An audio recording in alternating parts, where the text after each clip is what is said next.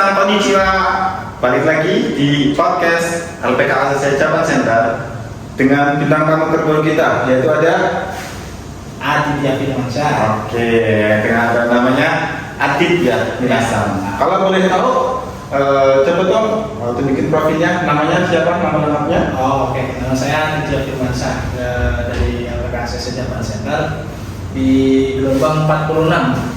Gelombang 46 ya, berarti masih gelombang baru di Minasan. Betul. Jadi masuk ke ACC itu bulan Januari. Bulan Januari tanggal 20. Tanggal 1. Tanggal 1 atau tanggal 5? Tanggal 5. Tanggal 5 Januari itu masuk LPK ACC Japan Center. Betul. Itu kamu itu dari nol atau udah pernah belajar sebelumnya? Untuk keseluruhan sebenarnya dari nol sih. Cuman untuk belajar sendiri itu dari hiragana katakana dulu, dasarnya dulu itu dibelajar sendiri di rumah. Karena biar ada bayangan aja kalau sampai sini. Oke, berarti sebelum masuk sini itu hanya bisa hiragana katakana saja. Betul. Oke. 5 Januari masuk sini, berarti ikutnya dari nol juga ya. Nah, itu berapa lama di sini? Di sini ada kurang lebih 1,5 bulan. 1,5 bulan. Betul. 1,5 bulan itu kamu langsung dapat job atau gimana? Untuk 1,5 bulan itu saya pas ngelis job itu dapat langsung di bulan Februarinya. Di bulan Februari langsung dapat ya? Iya. Bulan Februari pertengahan kira-kira. Pertengahan betul. Gimana sih sistem pembelajaran di sini? Apakah menyenangkan atau kamu tertekan di sini? Untuk saya sendiri untuk bicara tertekan itu balik lagi ke mindset Minasan sendiri ya. Karena balik lagi kita di sini niatnya mau apa untuk pembelajaran. Emang kalau kita dari nol kita bakal tahu itu susah, tapi kan kita step by step harus perlahan mengikuti aturan saja, semuanya bakal lancar. Oke, berarti kita harus dengan mindset yang benar dulu ya. Betul. Masalah tertekan atau enggaknya itu berarti tergantung dari diri kita sendiri. Betul. Kalau boleh tahu, sebelumnya itu kamu pernah bekerja enggak di Indonesia? Di Indonesia pernah, dari lulus sekolah saya bekerja, di LPK pun saya sambil bekerja. Oh, berarti kamu belajar bahasa Jepang sambil sambil bekerja juga ya? Betul. Berarti kamu bekerjanya jam berapa? Kalau bekerja kita kan di dunia F&B itu dari jam 7 malam sampai jam 3 pagi. Jam 7 malam sampai jam 3 pagi. Betul. Itu kamu sebagai apa? Itu sebagai barista. Sebagai barista. Oh, barista ya. Ada tatonya nggak? Nggak ada. Ya, tahu lah mungkin Jepang masa ditato. Oke. Kamu ini berarti ini mau ke Jepang tanggal 22 Juli nanti. Tanggal 22 Juli. Berarti tanggal 5 Januari masuk. Bulan Februari pertengahan lolos job. Terus nanti di 22 Juli itu akan terbang ke Jepang. Betul. Itu penempatannya gimana? Di Aichi Ken. Di Aichi Ken. Oh, Aichi Ken itu banyak banget orang Indonesia nya. Iya, banyak orang yang begitu. Sudah searching dulu? Sudah di sana. Oke, udah punya gambarannya? Udah ada. Kira-kira mau kemana? Kalau itu perjalanan waktu lah. Perjalanan waktu ya. Langsung dari sini. Kamu coba apa? Kebetulan job packing. Job packing. Oke, job packing. Udah pernah praktek atau belum? Di SO sudah pernah praktek. Sudah pernah praktek. Oke, saya ada beberapa pertanyaan ya. Oke, kamu selama di sini itu kan jelas tahu ya, kayak di sini gimana sih? Apakah ruangannya ada AC atau gimana? Coba sebutin ke Minasan ya. Jadi enggak. Kalau sistem belajar di sini dari dasar dulu dari kelas itu ya cukup enak sih katanya, kayak ada AC, adem, apalagi kalau apa ya kayak orang-orang lain pada mes juga ada mes tersendiri sih. Ada asramanya ya? Asramanya gimana di sini? Asrama untuk yang apa ya kayak dikatakan notabene itu gratis itu apa kayak udah enak banget ya, apalagi gratis gitu. Di sini asramanya gratis ya. Kelasnya juga full AC juga ya. Jadi nggak kepanasan, untuk pelajaran juga nyaman banget ya. LPK ACC itu gimana sih menurut kamu? LPK ACC ACC itu ya dari semuanya mungkin untuk tahu sendiri yang udah kesini tuh menurut saya itu transparan untuk pembayaran itu untuk biayanya. Nggak ada yang ditutup-tutupin ya? Betul. Nggak ada yang tiba-tiba biayanya itu nambah mau berangkat itu nggak ada ya? Itu sebenarnya kan harusnya tahu sendiri di sini ngobrol atau diobrolin jadi tahu. Tapi kalau misal kamu mau berangkat tiba-tiba, Dit kamu nanti biayanya nambah 5 juta, nggak ada ya? Nggak ada gitu. Oke, jadi biayanya itu transparan dari awal ya? Betul. Oke. Kenapa memilih Jepang daripada negara lain?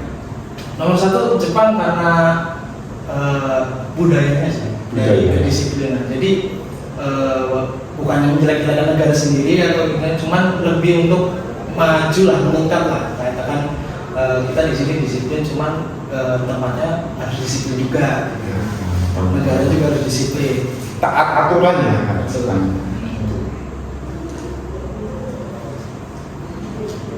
Belajar bahasa Jepang gimana sih?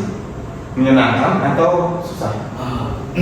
Untuk belajar bahasa Jepang balik lagi, kalau dari awal pasti pikirannya udah kemana-mana. Ini udah hurufnya susah, terus kosakata atau foto banyak-banyak. Itu balik lagi kalau kita niat, pasti apapun yang susah bisa dilewati. Dan itu ada porsinya tersendiri. Nah mungkin di ACC kalian dari nol harus dibelajarin dari yang babak tinggi, nggak mungkin step by step itu nanti juga rasanya enak.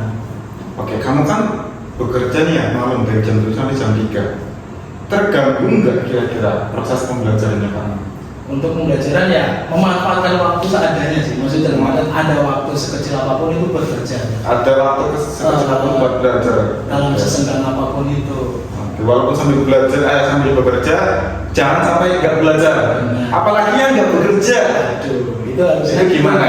Lebih enak sih kalau nggak bekerja, bukannya membanding-bandingkan, cuman waktunya lebih dimanfaatin lah kalau untuk yang tidak bekerja. Harusnya itu dimanfaatkan untuk benar-benar belajar ya. Apalagi kita mau ke Jepang sudah dengan bahasa yang berbeda, hurufnya juga udah beda kan ya. So, ini aja ya, adib aja ya bisa ya sambil bekerja. Yang lain juga kalau yang sambil bekerja mau lanjut proses ke Jepang juga tetap bisa ya. Kita juga ada kelas pagi, ada kelas malam sendiri. Oke, balik lagi ke pertanyaan. Kan kamu ke Jepang nih. Siapa sih orang yang paling mendukung keputusan kamu untuk ke Jepang? Oke, nomor satu orang tua sih. Cuman untuk orang tua tidak mendorong untuk ke Jepang bukan. Cuman dari diri saya sendiri karena ingin ke Jepang, minta restu orang tua pun mendukung. Jadi kalau semuanya harus orang tua dan kemauan diri sendiri. Karena kalau kita mau maju itu nggak harus dipaksakan, tapi harus dari diri sendiri. Berarti kamu juga harus dapat restu dari orang tua, nurut sama orang tua juga ya. Itu yang paling berpengaruh dalam suatu kegiatan atau pekerjaan. Oke, dengerin ya minasan ya, tadi ada yang belum nurut sama orang tua ya masih kita seenaknya sendiri ya. Kamu ada rasa ragu atau takut gagal nggak kalau misalnya saya kerja, kira-kira saya nggak berangkat gimana ya, nggak lolos job gimana ya? Ada rasa kayak gitu nggak? Secara ya kamu ya bekerja dari malam sampai jam 3 pagi gitu ya. Balik lagi kalau niat sih, kalau niat kita udah bulat, udah tujuan kita udah jelas, apapun rintangan harus dijalani dengan baik-baik. Karena kita balik lagi kalau saya juga sama kerja, jadi tahu cari duit gimana sama pembelajaran apa mereka harus manfaatin itu pembelajaran yang sangat bagus. Ada saran nggak buat kohai-kohai yang belum berangkat, yang belum dapat job nih? Saran-sarannya gimana nih yang masih dalam proses pendidikan? Kalau buat kohai sebenarnya dimanfaatin lagi ilmu di sini sebelum kita ke sana.